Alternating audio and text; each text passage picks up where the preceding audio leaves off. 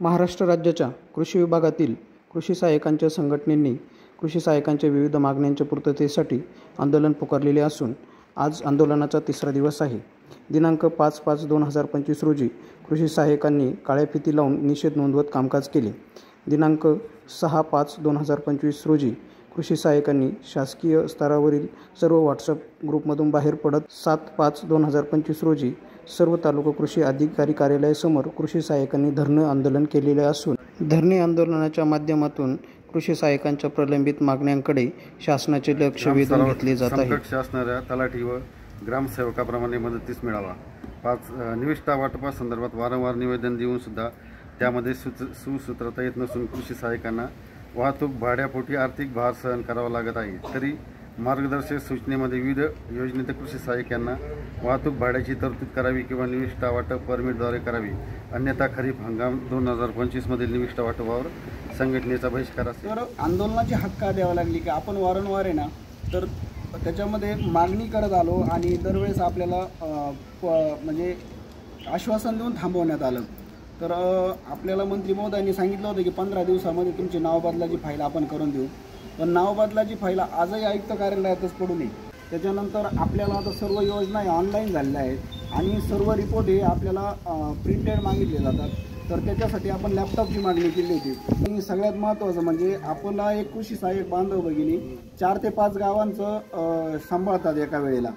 तर सगळ्यात महत्त्वाचं म्हणजे आपल्याला एक मदतनीस असावा तिथे, कारण की ते 4 आणि 5 गावांचं एकाच वेळेला कामकाज बघणं शक्य होत नाही। भरपूर लोक ॲडिशनल चार्ज असतात। तर कमीत कमी कोतवालासारखं एक जर व्यक्ती सोबत असेल तर काही कामांचं क्षेत्रीय स्तरावर होण्यासाठी मदत होते। कमीत कमी इतर डिपार्टमेंटसारखं 11 वर्षामध्ये एक पदोन्नती मिळावी व आपल्याला एक प्रमोशन मिळावं, की ज्यांना आता 20 वर्ष झाले तरी पण त्याचं हे नाही आहे। आपलं जे आत्म्याचे ज्यावेळेस ऑफिसेस निर्माण झाले त्यावेळेस एक कृषी पर्यवेक्षकाचं पद मंडळाचं कमी केलं। असे विभागाचे साधारणतः 112 पदक त्यावेळेस कमी झाले। तर आपली आता तीच एक मागणी होती का प्रमोशनच्या संधी वाढल्या पाहिजे आणि कमीत कमी 10 ते 12 वर्षानंतर एक प्रमोशन मिळालं पाहिजे। आश्वासन दिलेलं होतं माननीय नामदार साहेबांनी की तुमचं लवकरात लवकर तुमचं पदनाम बदलल्या जाईल। त्यानंतर दुसरा विषय असा की कृषी सेवक जे आहेत त्यांनाही देखील सेवक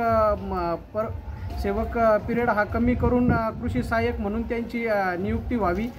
त्यानंतर पोखरासारख्या शासनाच्या ज्या महत्त्वपूर्ण योजना आहे ह्या राबवण्यासाठी जे सहकारी असतात सहाय्यकांसाठी त्याची नेमणूक करण्यात यावी।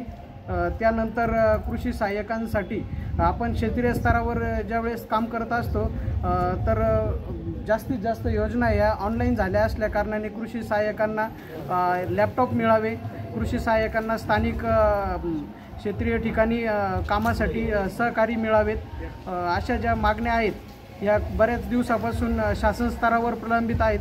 तर कृषी सहाय्यक संघटनेच्या वतीनं आमची माननीय नामदार साहेब कृषी मंत्र्यांना विनंती आहे आणि वरिष्ठ अधिकाऱ्यांना विनंती आहे की त्यांनी लवकरात लवकर या मागण्यांचा विचार करून, कारण कृषी सहाय्यक हा शासन स्तरावर असा एकमेव कर्मचारी आहे का हा शेतकऱ्याच्या प्रत्यक्ष बांधावर जाऊन शासनाच्या ज्या महत्त्वपूर्ण योजना आहेत हे राबवण्याचं काम करत असतो आणि शेतकरी आणि शासनामधला सर्वात मोठा दुवा असलेला हा जो कृषी सहाय्यक आहे याच्याच मूळ मागण्या या अनेक वर्षापासून प्रलंबित राहत आहेत।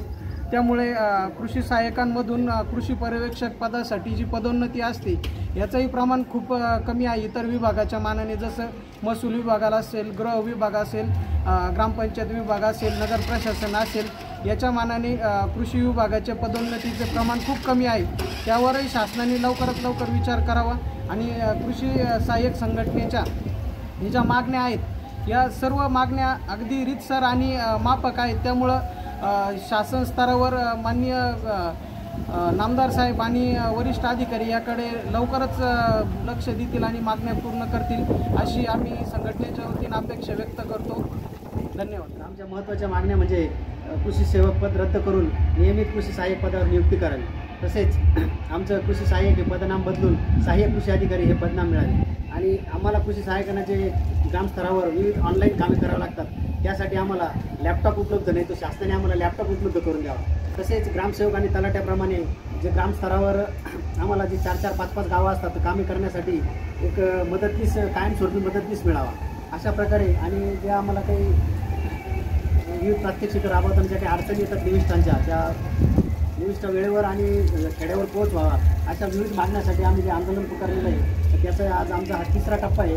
5 तारखेपासून आमचं आंदोलन सुरू झालेलं आहे. 5 तारखेला आम्ही काळ्या फिती लावून तालुका कार्यालयासमोर आंदोलन केलं होतं. नंतर 6 तारखेला आम्ही शासकीय जे व्हॉट्सअप ग्रुप आहे आमचे त्याच्यातून बाहेर पडलेलो आहे आणि आज 7 तारखेला आमचं तालुका कृषी अधिकारी कार्यालयासमोर सर्व राज्यभर धरणे आंदोलन चालू आहे आणि 8 तारखेला उद्या सर्व कृषी सहाय्यक राज्यभरातील सामूहिक रजेवर जाणार आहे. 9 तारखेपासून आम्ही सर्व कृषी सहाय्यक हे ऑनलाईन कामावर पूर्ण राज्यात बहिष्कार टाकणार आहोत आणि ह्या 15 तारखेपर्यंत जर आमच्या मागण्या मान्यता झाल्यास तर आमच्या राज्यातील सर्व कृषी सहाय्यक हे बेमुदत कामबंद आंदोलन करणार आहोत.